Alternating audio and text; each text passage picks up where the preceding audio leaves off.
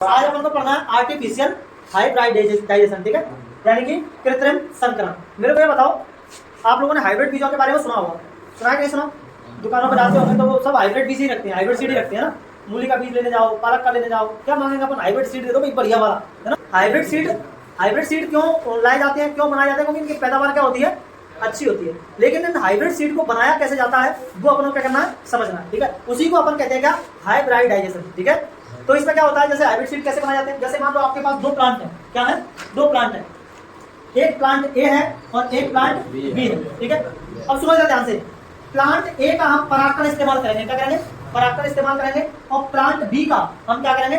स्त्रीकेसर यानी कि stigma use करेंगे। क्या यूज करेंगे? स्टिग्मा, ठीक है।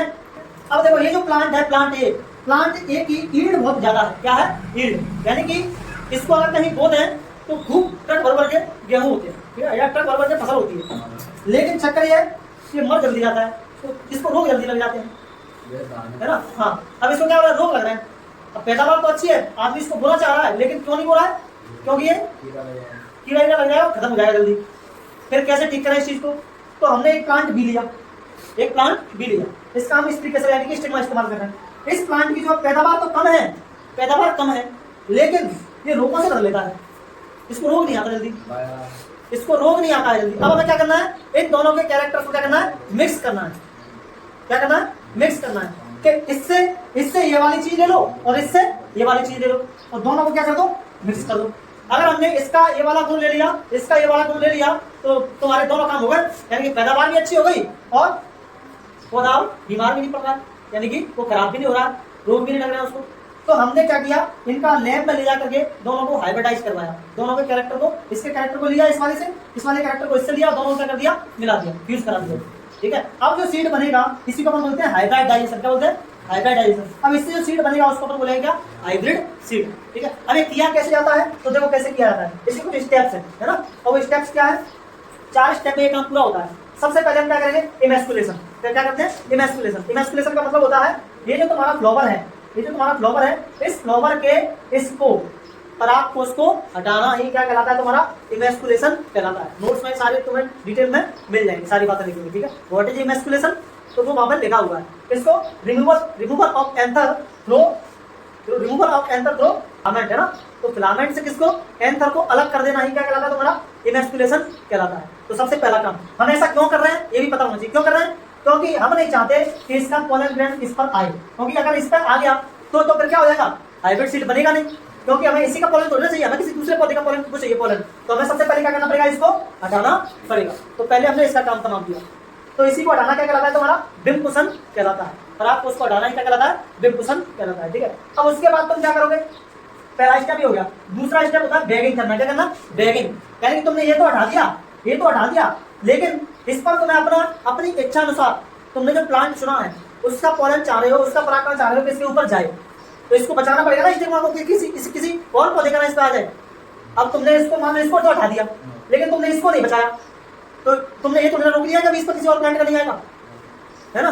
तुम चाह रहे हो कि जो मैंने प्लांट लगाया है उस प्लांट का पोलन ग्रैंड यहाँ पर जाना चाहिए, इसके लिए इसको ढकना पड़ेगा। इसलिए इसको बताता है क्या? बैगिंग। देखो हमने पहला क्या किया? इमेस्कुलेशन किया, इसको हटाया। दूसरे बात में हमने इसको क्या किया? बटर पेपर या पॉलिथीन वगैरह से इसको बैगिंग कर दी इसकी दूसरे स्टेप में, ताकि इस पर किसी दूसरे पौधे का पोलन ना आ जाए जिसकी हमें जरूरत नहीं है। अब हम क्या करेंगे तीसरे स्टेप में? तो इस प्रोसेस को अपन बोलते हैं क्या? बैगिंग बोलते हैं। क्या बोलते हैं? बैगिंग, ठीक है। उसके बाद थर्ड स्टेप में हम क्या करेंगे? अच्छा, एक क्वेश्चन ये होगा कि इसको कब तक लगा के रखेंगे इसमें? तो तब तक लगा के रखेंगे जब तक ये मैच्योर ना हो जाए, यानी कि तैयार ना हो जाए। किसके लिए? पॉलिनेशन के लिए, है ना। जैसे फीमेल बच्चे पैदा कर सकती है, इसका मतलब ये थोड़ी ना कि वो बच्ची ही बच्चा पैदा कर सकती है, उसको पहले बड़ा तो होना पड़ेगा ना। तो इसके लिए तुम्हें स्टिग्मा को क्या करना पड़ेगा? मैच्योर होने तक इंतजार करना पड़ेगा कि जब ये मैच्योर हो जाएगी तब हम इसको क्या कर देंगे? हटा देंगे, ठीक है। तो फिर हमने क्या किया? इसका यहाँ से इसको हटाएंगे इसको। एक मेरे को और चित्र बनाना है इस पर, ठीक है। हटाएंगे और हटा करके हम क्या करते हैं? मान लो हमने हटा दिया, ठीक है।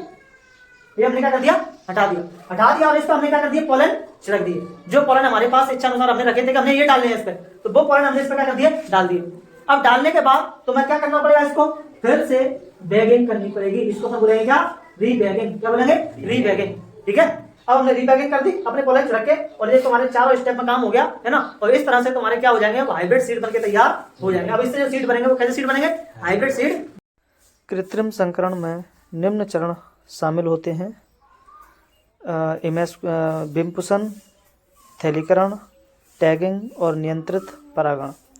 इसके लिए आवश्यक सामग्री होती है एक बाइसेक्सुअल फ्लावर जिसमें मेल पार्ट और फीमेल पार्ट दोनों हों, एक प्लास्टिक बैग जिसमें छोटे छोटे छिद्र हों, एक कैंची और धागा और एक ब्रश और एक बटर पेपर और मेल फ्लावर।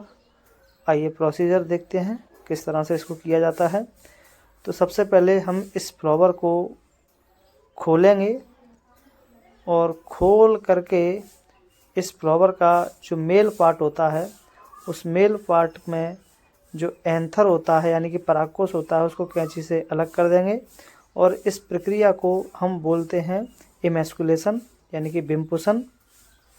उसके बाद हम इसको एक थैले से ढक देंगे ताकि इस पर किसी दूसरे पौधे का परागकण ना आ पाए। इस प्रोसेस को हम बोलते हैं बैगिंग यानी कि थैलीकरण। और इसको धागे से बांध दिया जाता है ताकि ये उड़ करके कहीं गिर न जाए। और ये बैगिंग तब तक करके रखते हैं जब तक ये फ्लावर मैच्योर ना हो जाए। जैसे ये फ्लावर मैच्योर हो जाता है तो इसके बैग को क्या कर दिया जाता है, हटा दिया जाता है और इस प्रोसेस को हम कहते हैं डीबैगिंग। ये हमने हटा दिया। अब हम क्या करते हैं, जो हमारा इच्छुक परागकण था जिसको हम एक्चुअल इस पर छिड़कना चाह रहे थे उसको लेकर के आएंगे और यहाँ पर छिड़काव कर देंगे इन परागकणों का, यानी कि ये यहाँ पर छिड़काव कर दिया गया है पोलन ग्रेन्स का। और अब हम इसको फिर से रीबैगिंग कर देंगे यानी कि बैग फिर से लगा देंगे। इसी प्रोसेस को हम बोलते हैं रीबैगिंग यानी कि पुनः थैलीकरण।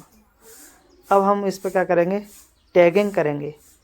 डेट डालेंगे इमैस्कुलेशन की, डेट ऑफ पॉलिनेशन डालेंगे, सीड पेरेंट्स, पोलन पेरेंट्स, ये सब इस पे यहाँ पे मेंशन करेंगे और इस प्रोसेस को हम बोलते हैं टैगिंग। उसके बाद कुछ समय बाद हम इसको ऑब्ज़र्व करेंगे और देखेंगे कि यहाँ पे क्या चीज़ हमें दिखाई दे रही है। यहाँ हमें एक गुलाबी फ्लावर दिखाई दे रहा है जो कि एक हाइब्रिड फ्लावर है।